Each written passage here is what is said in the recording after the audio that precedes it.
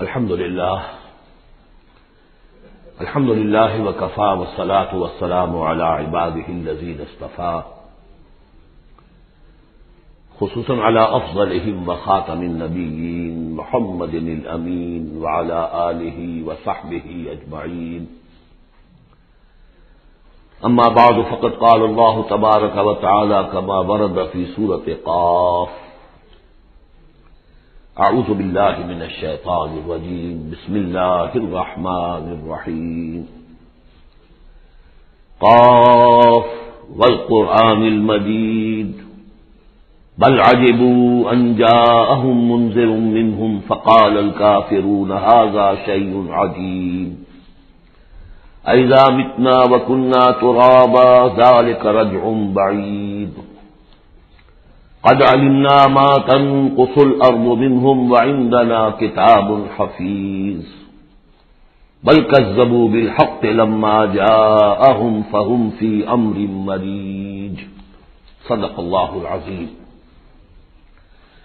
رب اشرح لي صدري ويسر لي أمري واحلل عقدة من لساني يفقهوا قولي.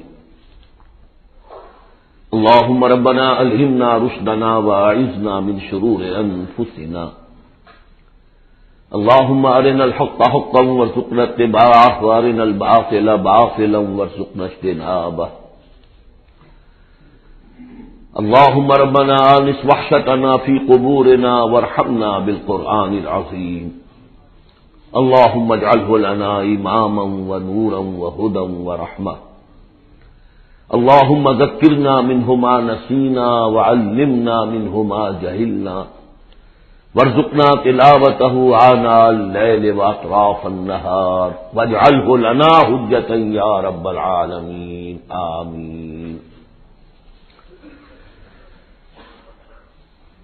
قرآن حکیم میں جو سورتوں کی ایک ترتیب ہے دو انداز پر، اس کا کافی دنوں سے اب تذکرہ نہیں ہوا ہے. قرآن مجید کی سورتوں کی ایک جو تقسیم اس اعتبار سے ہے کہ اس کی 7 منزلیں ہیں، تقریباً برابر، لیکن یہ کہ بالکل برابر نہیں ہے. اور اس میں پیش نظر یہ تھا کہ جو شخص ایک ہفتے میں قرآن مجید ختم کرنا چاہے، اور صحابہ میں سے بہت سے حضرات کا یہ معمول تھا کہ رات کی نماز میں نوافل میں وہ اتنا قرآن پڑھتے تھے کہ ایک ہفتے میں ختم قرآن ہو جاتا تھا. اس کے لیے ضرورت تھی کہ منزلیں معین کر دی جائیں، تقریباً مساوی ہو. اس میں حسن یہ بھی ہے کہ کوئی سورت تقسیم نہیں ہوتی، پوری کی پوری صورتیں اس میں شامل ہیں، پاروں والا حساب اس میں نہیں ہے. لیکن ترتیب کے اندر حسن ترتیب یہ ہے کہ سورہ فاتحہ کو اگر علیحدہ کر دیں جو پورے قرآن حکیم کے لیے بمنزلہ ایک مقدمے کے ہے، دیباچے کے ہے، اور یہ کہ اپنی جگہ پر سورہ ہجر کی ایک آیت کی روح سے خود ایک قرآن ہے، تو اس کے بعد پہلی منزل میں 3 سورتیں ہیں، دوسری میں 5، تیسری میں 7، چوتھی میں 9، پانچویں میں 11، چھٹی میں 13، اور پھر حزب مفصل کہلاتا ہے، اس میں 65 سورتیں ہیں. وہ بھی ملٹیپل ہے 13 کا، 13 کو 5 سے ضرب دیں گے 65 بن جائے گا. تو ایک عددی جو ہے نسبت اس میں ہے، ایک سیڑھی بن رہی ہے. ایک اور جو گروپنگ ہے ان صورتوں میں وہ یہ ہے کہ ایک یا ایک سے زائد مکی صورت، پھر ایک یا ایک سے زائد مدنی صورت، یہ ایک گروپ، پھر مکی پھر مدنی دوسرا گروپ، پھر مکی پھر مدنی تیسرا گروپ. اس طریقے سے بھی 7 گروپ ہیں. یہ گروپ جو ہیں اس سے پہلے ایک جگہ پر یکجا ہو گئے تھے. دوسرا گروپ بھی ختم ہو گیا تھا سورہ توبہ پر، اور دوسری منزل بھی ختم ہو گئی تھی سورہ توبہ پر. تو میں نے آپ کو بتایا تھا کہ قرآن الصعدین ہو گیا، یہاں پر 2 صحیح چیزیں جمع ہو گئی. قرآن حکیم کی صورتوں کی 2 منزلیں بھی ختم ہوئی سورہ توبہ پر، اور سورہ یونس سے تیسری منزل کا آغاز ہوا. اور مکی مدنی صورتوں کے گروپوں کا بھی جو دوسرا گروپ ہے وہ ختم ہو گیا سورہ توبہ پر، اور سورہ یونس سے تیسرے کا آغاز ہوا. وہی قرآن الصعدین یہاں بھی ہو رہا ہے. سورہ حجرات پر مکی اور مدنی صورتوں کا بھی گروپ ختم ہوا، لیکن وہ 5واں گروپ ہے، اور منزل بھی ختم ہوئی لیکن وہ 6ٹھی منزل ہے. یہاں وہ برابر نہیں ہے، وہاں دوسری منزل اور دوسرا گروپ یکجا ختم ہوا، تیسری منزل تیسرا گروپ یکجا شروع ہوا۔ یہاں سورہ قاف سے آگے یہ ایک منزل ہے، اس کو حزب مفصل کہتے ہیں، اور دوسری یہ کہ یہیں سے چھٹی جو گروپنگ ہے مکی اور مدنی صورتوں کی وہ شروع ہو رہی ہے سورہ قاف سے۔ سورہ قاف سے لے کر سورہ واقعہ تک اس میں 60 صورتیں جو ہے مکیات ہیں، پھر سورہ حدید سے لے کر سورہ تحریم تک 10 صورتیں مدنی ہیں۔ اور یہ اس اعتبار سے بھی ایک عجیب حسن ہے اس میں کہ جیسے پہلے گروپ میں مکی صورت صرف سورہ فاتحہ ہے اور مدنی صورتیں 6.25 پارے پر پھیلی ہوئی، سورہ بقرہ، سورہ آل عمران، سورہ نساء، سورہ مائدہ۔ لیکن یہ کہ اگلا جو گروپ ہے وہ متوازن ہے، 2 صورتیں مکی 2 مدنی، سورہ انعام، سورہ اعراف مکیات، سورہ انفال، سورہ توبہ مدنیات۔ ادھر بھی یہ ہے کہ جب آپ آخر سے چلیں گے تو جو آخری گروپ ہے 7واں گروپ وہ بالکل برعکس ہے پہلے گروپ کے، کہ تقریباً سارا کا سارا مکی صورتوں پر مشتمل ہے۔ مدنی صورتیں 2 تو وہ ہیں جو بالاتفاق مدنی ہیں، آخر بمعوذتین، باقی کے بارے میں اختلاف ہے، وہ میں بعد میں عرض کروں گا، لیکن بہت کم ہے۔ لیکن ادھر سے جب ہم چل کے آتے ہیں ادھر گویا کہ جو چھٹا گروپ ہے وہ متوازن ہے، تقریباً 1.25 پارہ جو ہے اور 1 پارہ یہ بنتا ہے، 1.25 پارہ تقریباً سورہ قاف سے، اور بلکہ 1 پارہ سورہ قاف سے لے کر اور سورہ واقعہ تک، اور ذرا سا 1 پارے سے زائد جو ہے وہ سورہ حدیث سے لے کر اور سورہ تحریم تک، یہ بھی متوازن ہے۔ پھر خاص طور پر اس میں جو یہ مکی صورتیں ہیں، سورہ قاف سے سورہ واقعہ، سورہ قاف، سورہ ذاریات، سورۃ الطور، سورۃ النجم، سورۃ القمر، سورۃ الرحمن، سورۃ الواقعہ، یہ ایک اعتبار سے قرآن حکیم کا حسین ترین حصہ ہے، یعنی عربی ادب کے اعتبار سے، صوتی آہنگ کے اعتبار سے، ڈیوائن میوزک جسے میں کہتا ہوں، قرآن کا ڈیوائن میوزک، چھوٹی چھوٹی آیتیں، ردم ہے اور فلو ہے تیز، الفاظ کے اندر بھی ایسا معلوم ہوتا ہے جیسے نگینے جڑ دیے گئے ہوں۔ چنانچہ انہی میں سے ایک صورت وہ ہے سورۃ الرحمن، جس کے بارے میں حضور نے فرمایا سورۃ الرحمن عروس القرآن، یہ قرآن مجید کی دلہن ہے۔ یہ صورتیں جو ہے اس اعتبار سے یہ قرآن مجید میں ادبیت کے اعتبار سے، فصاحت و بلاغت کے اعتبار سے یہ چوٹی پر ہے۔ ان میں سورہ قاف تو بڑی جامع ہے اور بہت منفرد صورت ہے اپنے مزاج کی، جیسا کہ میں عرض کرتا رہا ہوں آپ سے، بعض صورتیں منفرد ہیں، باقی 6 جو ہے وہ 3 جوڑوں کی شکل میں وہ نمایاں ہوتا چلا جائے گا، کہ جیسے سورہ ذاریات اور سورۃ الطور ایک جوڑا ہے، پھر سورۃ النجم اور سورۃ القمر، ستارہ اور چاند، ان کا جو آپس میں ربط ہوتا ہے وہ سب کو معلوم ہے، یہ ایک جوڑا ہے، پھر سورۃ الرحمن، سورۃ الواقعہ، یہ ایک جوڑا ہے۔ آج ہماری کوشش یہ ہوگی کہ یہ 7 کی 7 صورتیں جو ہے ان کا ہم ترجمہ کر لیں۔ اب بسم اللہ کیجئے۔ یہ آپ کو معلوم ہے کہ یہ جو اب جو 2 گروپ آ رہے ہیں مکی صورتوں کے، بار بار کہہ چکا ہوں کہ ان کا زمانہ نزول ابتدائی 4 سال، یہاں سے جو لے کر آخر تک جو صورتیں ہیں یہ ابتدائی جو 4 سال ہیں حضور کے قیام مکہ کے، اس میں نازل ہوں۔ اور نمبر 2 یہ کہ ان صورتوں کے اندر انذار، آخرت کا انذار، یہ اس کا مرکزی مضمون ہے، اس لیے کہ حضور صلی اللہ علیہ وسلم کو جو پہلا حکم دیا گیا تبلیغ کے ضمن میں وہ انذار کا تھا، تبلیغ کے ضمن میں۔ آپ کی نبوت کا ظہور میں بتا چکا ہوں آپ کو کہ وہ تو ہو گیا تھا، سورۃ العلق کی آیات سے 5 آیات نازل ہوئی، نبوت محمدی کا ظہور ہو گیا، لیکن اس میں تبلیغ کا حکم نہیں ہے۔ اقرأ بسم ربک الذی خلق، خلق الانسان من علق، اقرأ وربک الاکرم الذی علم بالقلم، علم الانسان ما لم یعلم۔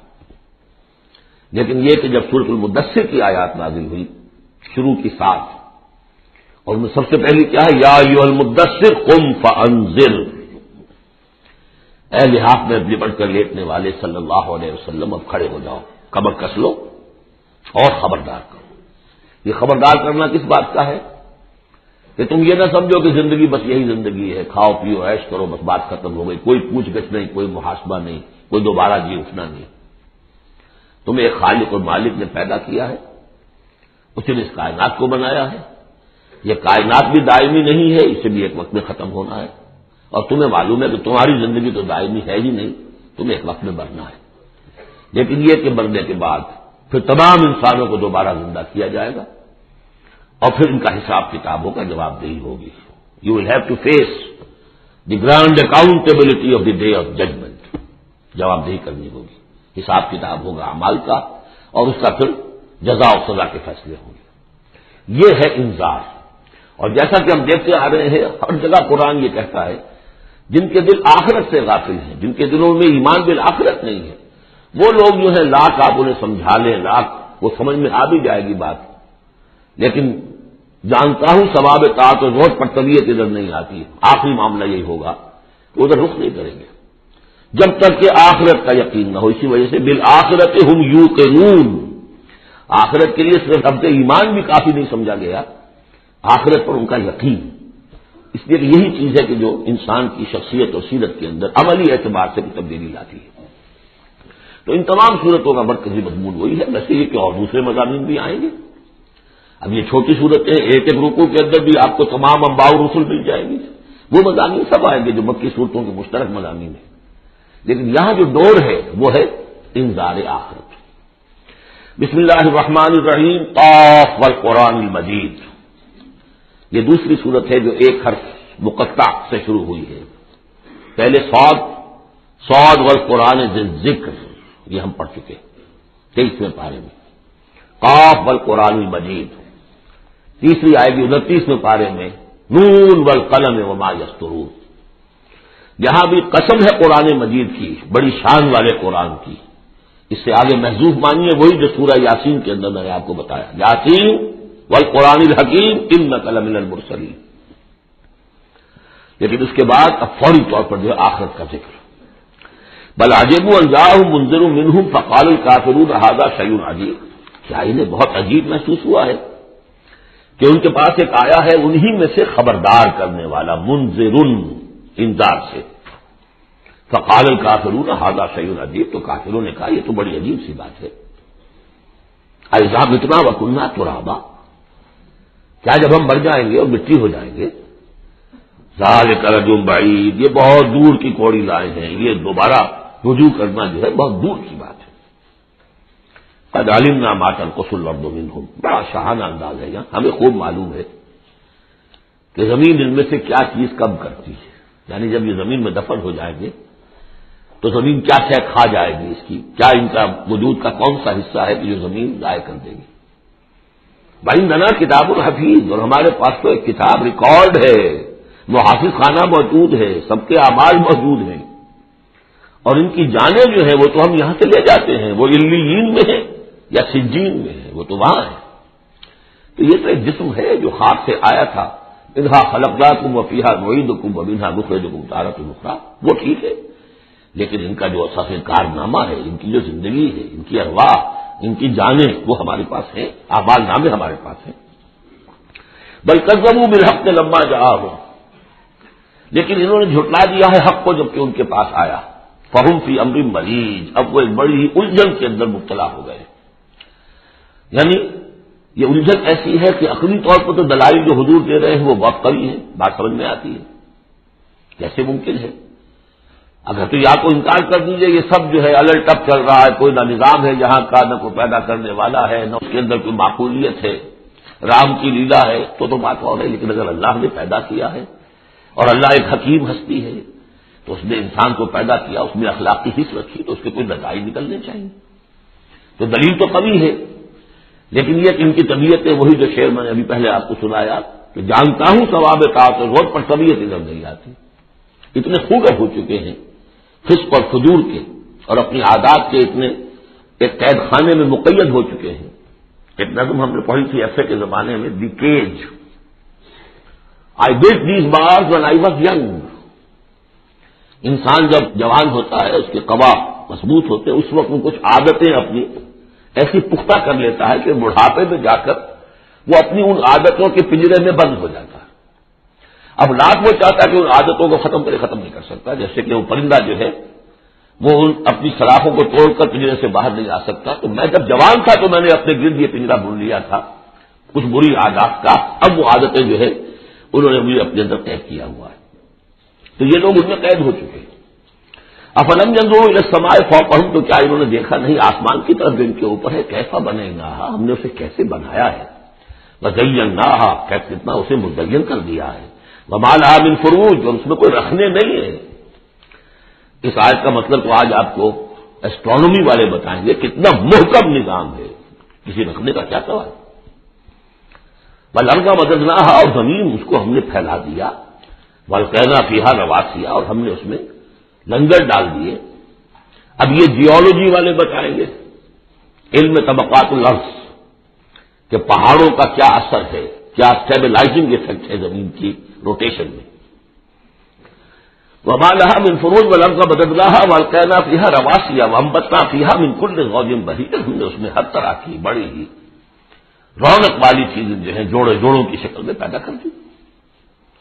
تبصرۃ و ذکریٰ، یہ ہے لوگوں کو سجھانے کے لیے، دکھانے کے لیے، دیکھو کھول آنکھ، زمین دیکھ، فلک دیکھ، فضا دیکھ، مشرق سے ابھرتے ہوئے سورج کو ذرا دیکھ، ان آیات کو دیکھو۔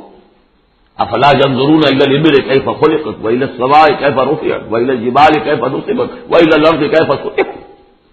تبصرۃ، یہ ہم صرف سجھانا چاہتے ہیں، دکھانا چاہتے ہیں، وہ ذکریٰ، اور یہ یاد دہانی بھی ہے۔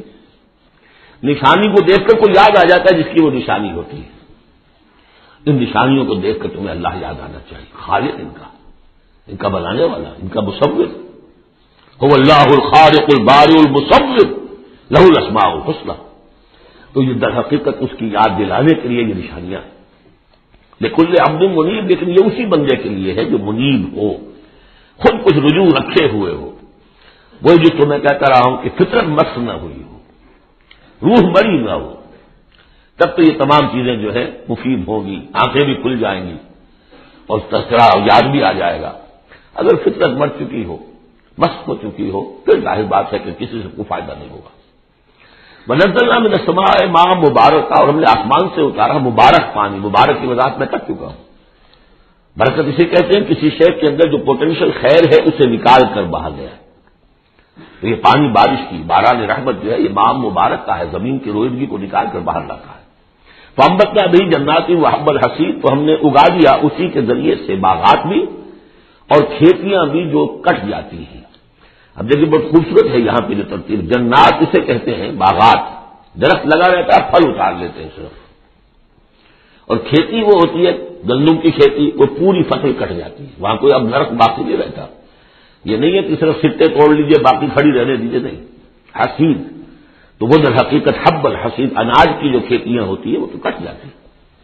والنخل باسقات لها طلع نضید، اور ہم نے ایسے کھجوریں پیدا کر دی، ان کے درخت بہت لمبی لمبی ہے، اونچے اونچے ہیں، لها طلع نضید، ان کا خوشہ جو ہے تہ بر تہ کھجوریں ان کے اندر لگی ہوئی، رزق للعباد، یہ سب کچھ بندوں کے لیے، رزق کے لیے ہم نے بنایا۔ وَأَحْيَيْنَا بِهِ بَلْدَةً مَيْتًا، اور اسی پانی کے ذریعے سے ہمیں مردہ زمین کو زندہ کر دیتے۔ كَذَلِكَ الْخُرُوجُ، اسی طریقے سے تم زمین سے نکل آؤ گے، جیسے کھیتی نکل آتی ہے، پہلے کوئی آثار نہیں تھے، بارش ہوئی کھیتی نکل آئی، گھاس ہی ہو گئی، چلیے اور کچھ نہیں ہے، وہاں گھاس آ گئی، کہاں سے آ گئی؟ زمین میں تو تھی نا، پانی نے نکالا ہے صرف۔ اسی طریقے سے تم سب ہوگے وہیں پر، تمہیں بس نکالنا ہے، ہمارا اذن نکال جائے گا۔ کذبت قبلہم قوم نوح واصحاب الرس وثمود، دیکھیے یہاں انباء رسول کا تذکرہ ایک دو آیتوں میں سب کو سمیٹ لیا۔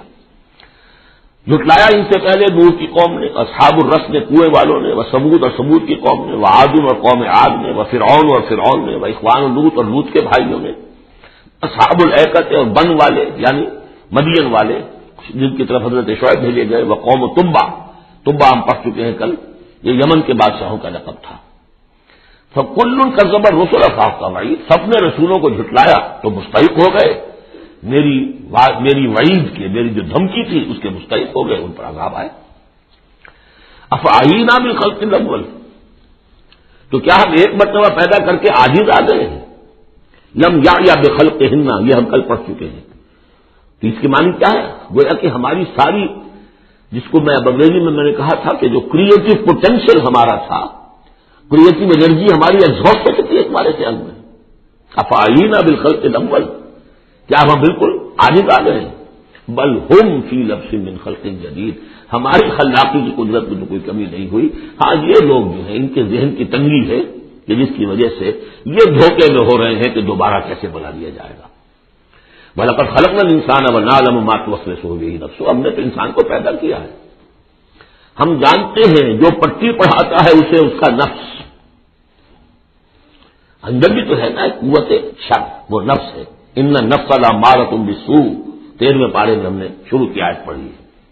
وما ابرئ نفسی ان النفس لامارۃ بالسوء. تو انسان کے اندر بھی ایک داعی شر ہے, ایک داعی خیر ہے. داعی شر کیا ہے؟ نفس امارہ, یا لیبیڈو فرائڈ کی اصطلاح میں. اور داعی خیر کیا ہے؟ روح, جس کا مسکن ہے قلب, وہ بلندی کی طرف, رفعت کی طرف لے کے جانا چاہتی ہے انسان کو. اس کو فرائڈ نے دیکھا تو صحیح ہے, آبزرویشن اس کی صحیح ہے.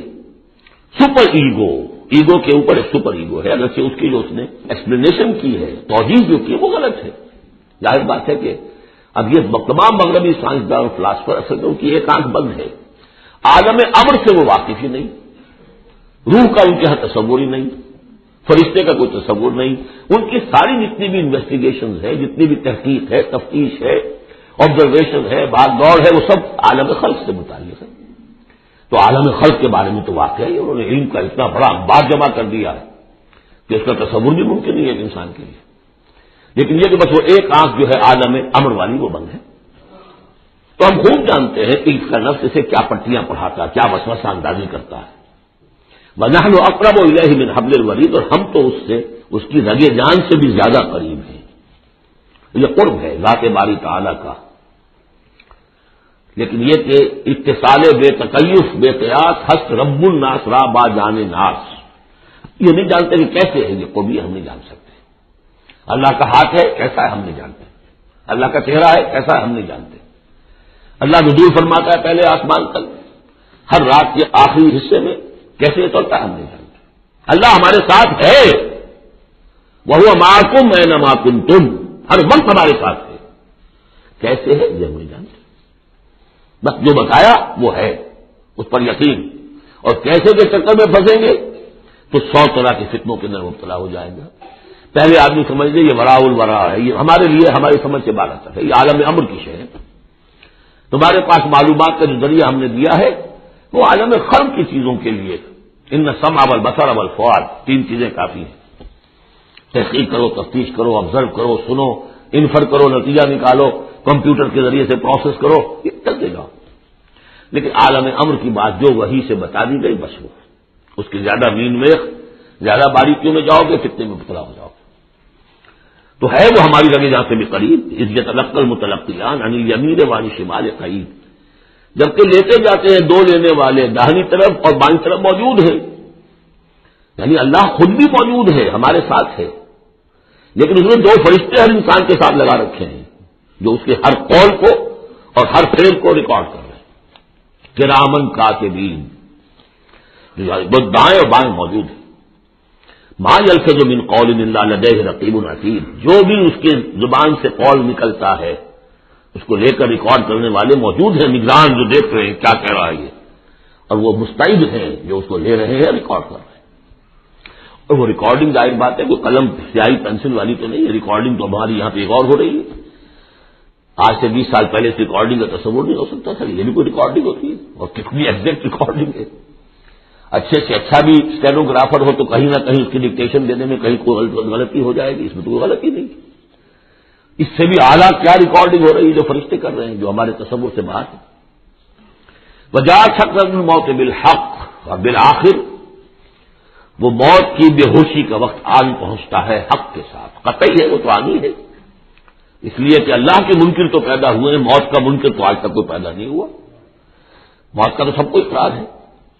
بالحق ذالک ما کنت منہ تحید, یہی ہے نا وہ جس سے تم بھاگا کرتے تھے. بڑی نفسیاتی بات ہے, انسان اپنے موت کے تصور کو اپنے ذہن سے دور رکھتا ہے. یہاں تک کہ تھوڑا سا ارتعاش ہوتا ہے جب کسی عزیز کو کندھوں پر اٹھا کر لے جا کر اور قبرستان میں دفن کر کے آتے ہیں, تھوڑی دیر کے لیے تو اعصاب ہلے رہتے ہیں کہ منزل تو یہ ہے, جانا تو یہاں ہے, آج ہم اسے چھوڑ آئے, کل ہم نہیں جانا ہے. پر اس کے بعد پھر وہی اپنا روٹین, وہی اپنے مسائل, وہی اپنے معاملات, وہی اپنی دلچسپیاں, پھر آدمی بھول جاتا ہے. ذالک ما کنت منہ تحید، اسی کو تم چاہتے تھے اس سے ذرا دور رہو، اسے اپنے ذہن سے ٹالے رکھو۔ ونفخ فی الصور، پہلے وہ قیامت صغریٰ کا ذکر تھا جو ہر انسان کی ہے، سکرات الموت، سکرات الموت، نزع کا عالم، اور اب ہے وہ پوری دنیا کی جو قیامت، پوری دنیا کی جو موت آنی ہے، وہ نفخ فی الصور، سور میں پھونکا گیا یا جائے گا۔ ذالک یوم الوعید، یہ ہے وعدے کا دن۔ وجاءت کل نفس معہا سائق و شہید، اور ہر جان آئے گی، اس کے ساتھ ایک ہوگا دھکیلنے والا اور ایک ہوگا گواہ۔ دو فرشتے جو جہاں دنیا میں معمور تھے ریکارڈ تیار کرنے پر، اب ایک اس کو لے کر آئے گا جو کہ دھکیل رہا ہوگا، چلو رکھ، اور ایک کے پاس وہ سارا اس کا ریکارڈ ہوگا، شہید وہ ہوگا، اس کے پاس اعمال نامہ ہے۔ لقد كنت في غفلة من هذا، اللہ تعالیٰ فرمائے گا اے انسان تو آج کے اس دن سے غفلت میں رہا نا، لقد كنت في غفلة من هذا فكشفنا عنك غطاءك فبصرك اليوم حديد، تو آج ہم نے تمہاری آنکھ سے پردے ہٹا دیے، اٹھا دیے، آج تمہاری نگاہ کتنی تیز ہو گئی ہے، ہر شے نظر آ رہی ہے۔ اب وہ حقائق جو پردے کے پیچھے تھے، جو پہلے غیب میں تھے، جس پر کہ ایمان لانا مطلوب تھا غیب میں، الف لام میم ذالک الکتاب لا ریب فیہ ھدی للمتقین الذین یؤمنون بالغیب، آج وہ غیب کا پردہ ہٹا دیا گیا، اب تمہارے سامنے فرشتہ بھی ہے جو تمہیں بھاگتا ہوا لا رہا ہے، تمہارا اعمال نامہ جو ہے دوسرے کے فائلیں جو ہے وہ اس کے ہاتھ میں۔ وقال قرینہ ھذا ما لدی عتید، اور کہے گا اس کا ساتھی، میری رائے ان حضرات کے ساتھ ہے کہ جن کے نزدیک یہ وہ شیطان ہے جو ہر انسان کے ساتھ دنیا میں ایک شیطان بھی لگا ہوا ہے، جیسے داخلی قوت شر ہے نفس، شیطان ساتھ باہر موجود ہے جو نفس میں پھونکے مارتا رہتا ہے، نفس میں اشتعال پیدا کرتا ہے، نفسانی خواہشات کو بھڑکاتا رہتا ہے۔ دوسری طرف انسان کے اندر روح ہے جو داعی خیر ہے، تو باہر فرشتے ہیں جو خیر کی دعوت دیتے ہیں۔ نحن اولیاؤکم فی الحیات الدنیا وفی الآخرہ، سورہ حامیم السجدہ میں ہم پڑھ کر آئے کہ نہیں، فرشتے ہمارے ساتھ ہوتے، وہ شاباش دیتے ہیں۔ کوئی نیک کام کر کے اگر ہمیں خوشی ہوتی ہے، یہ فرشتوں کی طرف سے ہمیں بشارت ہو رہی ہوتی ہے، اچھا کیا تم نے، کوئی گویا کہ اندر ہی سے آپ کو شاباش دے رہا ہوتا ہے کہ ہمت کی تم نے، بڑا اچھا کیا تم نے۔ کون ہے وہ فرشتہ ہے، نظر نہیں آئے گا۔ وقال قرین، وہ شیطان کہے گا جو کہ مصنف کیا گیا تھا اس پر، ھذا ما لدی عتید، پروردگار یہ حاضر ہے جو میرے پاس تھا، جو میری کسٹڈی میں تھا، جس پر مجھے تعینات کیا گیا تھا، اور وہ تھا وہ حاضر۔ اللہ فرمائے گا القیا فی جہنم کل کفار عنید، جھونک دو جہنم میں سب جو بھی ناشکرے تھے اور جو بھی مخالف تھے۔ اب یہ حکم کور کرے گا اس انسان کو بھی اور اس شیطان کو بھی۔ مناع للخیر، جو خیر سے روکنے والا، معتدن حد سے بڑھنے والا، مریب شکوک و شبہات میں مبتلا رہنے والا، الذی جعل مع اللہ الہا آخر، جس نے اللہ کے سوا کسی اور کو بھی الہ بنایا اور پکارا اور پوجا، فالقیاہ فی العذاب الشدید، تو جھونکو اس کو بڑے سخت عذاب میں۔ اب اس کے رونگٹے کھڑے ہوں گے، وہ جو شیطان وہ سمجھتا تھا میں تو سرکاری کارندہ ہوں یہاں پر، لیکن یہ کہ یہاں جب حکم ہوگا تو وہ تو دونوں کو دھوکا جائے گا۔ قال قرینہ ربنا ما اطغیتہ ولکن کان فی ضلال بعید، وہ کہے گا شیطان اس کا ساتھی، پروردگار میں نے اس کو گمراہ نہیں کیا، یہ تو خود ہی جو ہے بڑی سخت گمراہی کے اندر تھا۔ تو گویا کہ وہ چاہے گا کہ میری جان بخشی کی جائے، جو میری کسٹڈی میں تھا وہ تو میں نے حاضر کر دیا لا کر۔ قال لا تختصموا لدی وقد قدمتم الیکم بالوعید، اللہ فرمائے گا میرے سامنے اب جھگڑو مت، جبکہ میں پہلے وعید بھیج چکا ہوں، سارا انذار کا حق میں نے ادا کر دیا، جنات کے لیے بھی انسانوں کے لیے بھی۔ وہ ہم دیکھ آئے ہیں سورہ احقاف میں، جنات نے حضور کا کلام سنا اور ایمان لے آئے اور داعی حق بن کر اپنی قوم میں واپس چلے گئے۔ ما یبدل القول لدی، میرے حضور میں بات تبدیل نہیں کی جا سکتی، میرا قانون، میرا ضابطہ جو بھی تھا وہ پورا ہوگا۔ وما انا بظلام للعبید، میں اپنے بندوں پر ظلم کرنے والا نہیں ہوں۔ یوم نقول لجہنم هل امتلأت، جس دن کہ ہم پوچھیں گے جہنم سے بھائی بھر گئی تو، تیرا پیٹ بھر گیا؟ وتقول هل من مزید، وہ کہیں گے نہیں اور ہے کچھ، مجھے تو ابھی میرے اندر بڑی کشادگی ہے، اور آئے جنات اور انسان اور مجھے بھرے۔ وَأُزْلِفَتِ الْجَنَّةُ لِلْمُتَّقِينَ غَيْرَ بَعِيدٍ، اور جنت قریب لے آئی جائے گی اہل تقویٰ کے، جو ان سے دور نہیں ہوگی۔ ھذا ما توعدون، اب ان سے کہا جائے گا یہ ہے جس کا وعدہ آپ لوگوں سے کیا گیا تھا. لکل اواب حفیظ، ہر اس شخص کے لیے جو اللہ کی طرف رجوع کرنے والا ہو اور حفاظت کرنے والا ہو. حفاظت کس کی؟ جو امانت ہم نے دی تھی. ان عرضنا الامانۃ علی السماوات والارض والجبال فابین ان یحملنها واشفقن منها وحملها الانسان. ہم نے اپنی روح پھونکی دی تم نے اس کا حق ادا کیا، اس کو محفوظ رکھا، اسے سلیم رکھا. الا من اتى الله بقلب سلیم، وہ تو انہوں نے حفاظت کی. من خشی الرحمن بالغیب، جو ڈرتے رہے رحمان سے غیب میں ہونے کے باوجود، بن دیکھے. وجاء بقلب منیب، اور لے کر آئے ہیں وہ قلب سلیم، قلب منیب. اللہ کی جو امانت تھی اسے پوری سلامتی کے ساتھ، حفاظت کے ساتھ رکھ کر لوٹا رہے ہیں. ادخلوها بسلام، داخل ہو جاؤ اس جنت میں سلامتی کے ساتھ. ذالک یوم الخلود، اب یہ دن ہے ہمیشہ رہنے والا. اب تمہیں یہاں جنت سے نکلنے والا مرحلہ کوئی نہیں آئے گا. لہم ما یشاؤون فیہا ولدینا مزید، ان کے لیے وہ سب کچھ تو ہے ہی کہ جو وہ چاہیں گے، اور ہمارے پاس اور بہت کچھ ہے. وہ اور بہت کچھ کیا کچھ ہے؟ 3 درجے سمجھیے قرآن مجید میں مختلف مقامات پر جنت کے. ایک تو جو کچھ نفس انسانی میں داعیات ہیں خود اللہ نے رکھے ہیں، ان سب کی بھرپور تسکین کا سامان، یہ تو نمبر 1 ہے، پہلے ہی سے موجود ہوگا. نمبر 2، ہر شخص اپنی ذہنی سطح کے مطابق جو مانگے یہ مختلف ہوں گی. کسی دیہاتی کی اپنی ذہنی سطح ہے، وہ کیا مانگے گا، اور کسی عالم و فاضل کی اپنی ذہنی سطح ہے، کوئی فلسفی جو ہے وہ کچھ اور مانگے گا.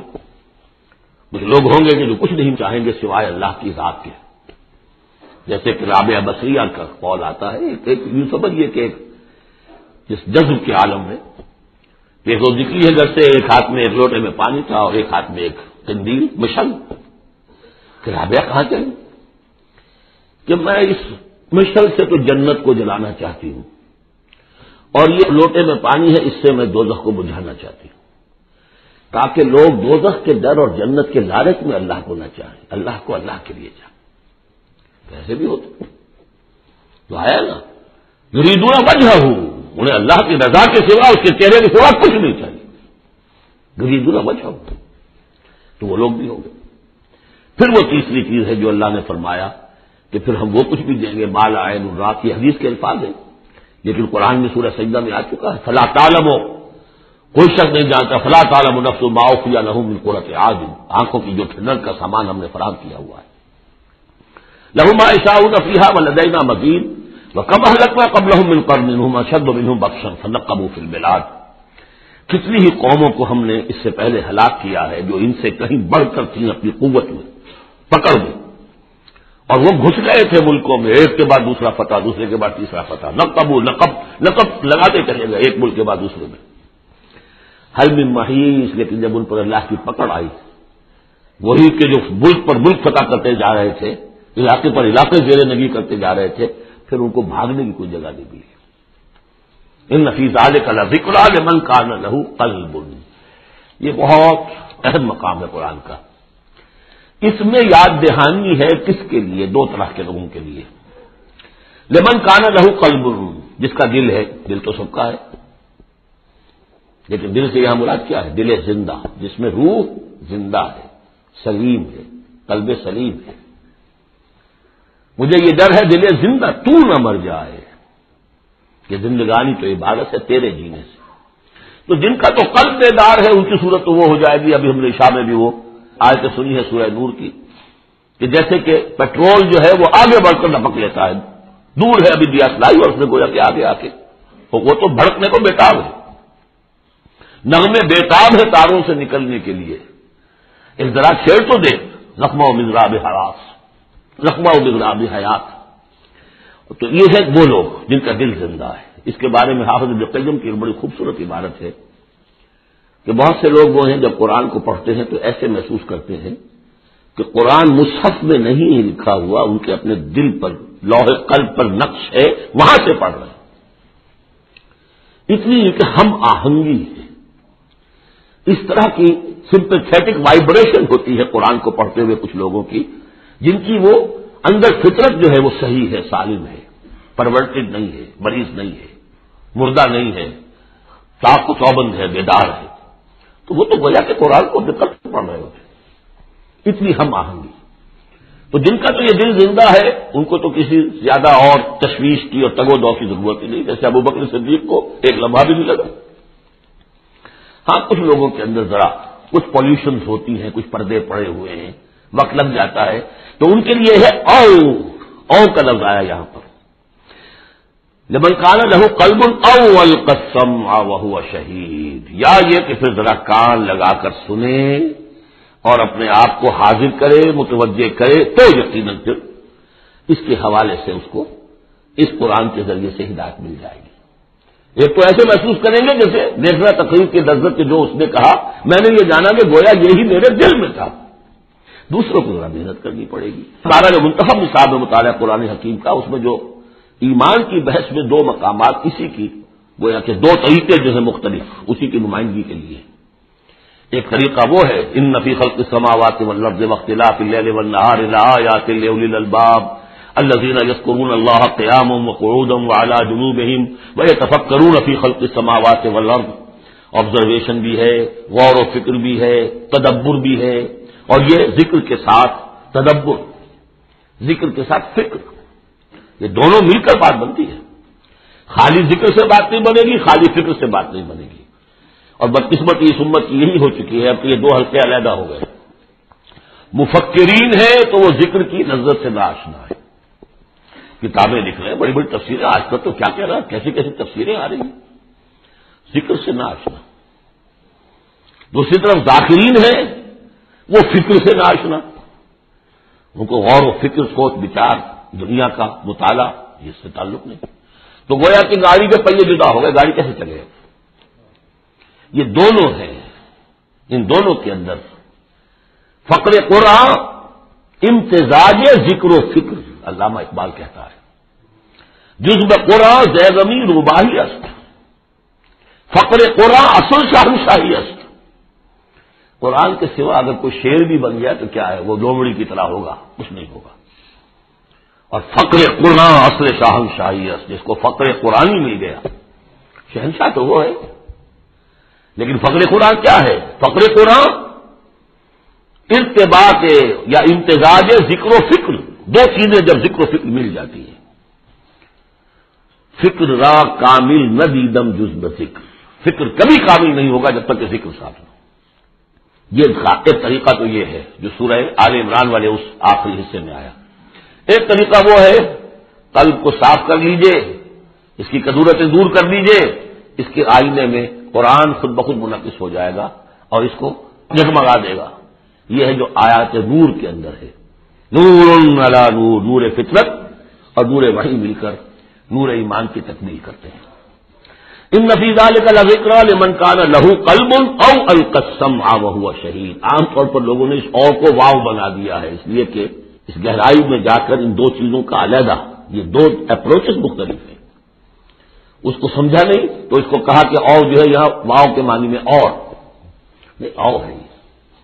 وَلَقَدْ خَلَقْنَا السَّمَاوَاتِ وَالْأَرْضَ وَمَا بَيْنَهُمَا فِي سِتَّةِ أَيَّامٍ، اور ہم نے آسمانوں اور زمین کو جو کچھ ان کے مابین ہے پیدا کیا 6 دنوں میں۔ وَمَا مَسَّنَا مِن لُغُوبٍ، ہمیں کوئی تکان تاری نہیں ہوئی۔ یہاں اصل میں نفی ہو رہی ہے کہ تورات جب گم ہو گئی تھی تو جب اس کو دوبارہ یادداشت سے مرتب کیا گیا تو وہ مرتبین انسان تھے، وہ نبی تو تھے نہیں، تو ان کی یادداشت نے ٹھوکریں کھائیں تو غلط چیزیں بھی تورات میں شامل ہو گئی۔ تو اس میں وہ بھی الفاظ آ گئے کہ اللہ نے آسمان اور زمین 6 دن میں پیدا کیے اور 7ویں دن اس نے آرام کیا، تھک گیا تھا نا۔